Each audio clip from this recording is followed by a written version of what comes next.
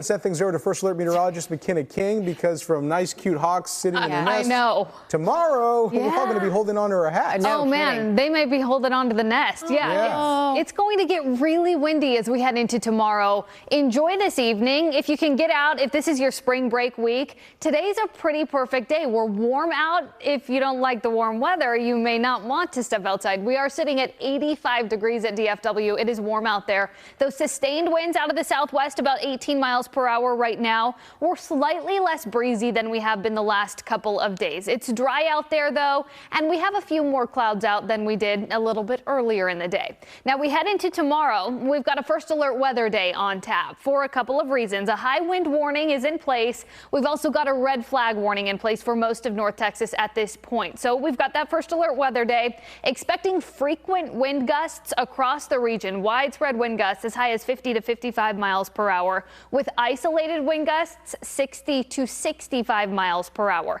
That causes problems for multiple reasons. Those high profile vehicles, this is something to especially be mindful of.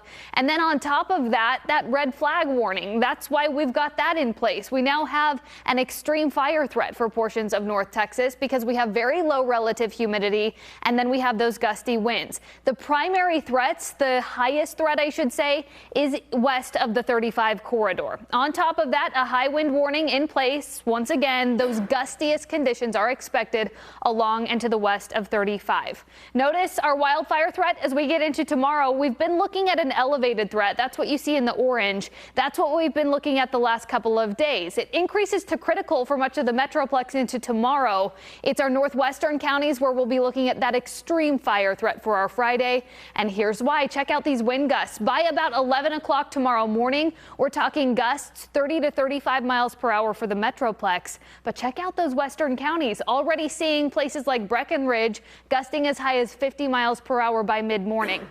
Now we get into the afternoon and we've got some of that heat mixing close to the surface.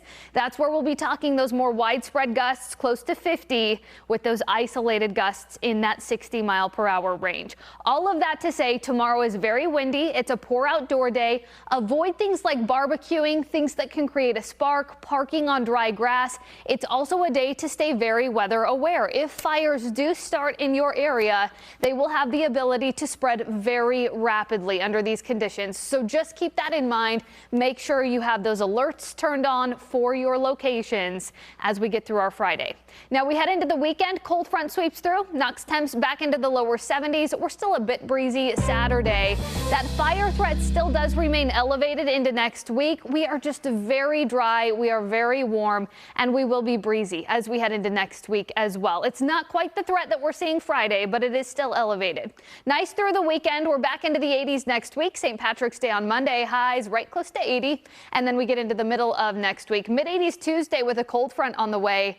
That makes us breezy. Once again, knocks us back into the 70s Wednesday, upper 60s by next Thursday, guys. All right, McKenna, thank you very much.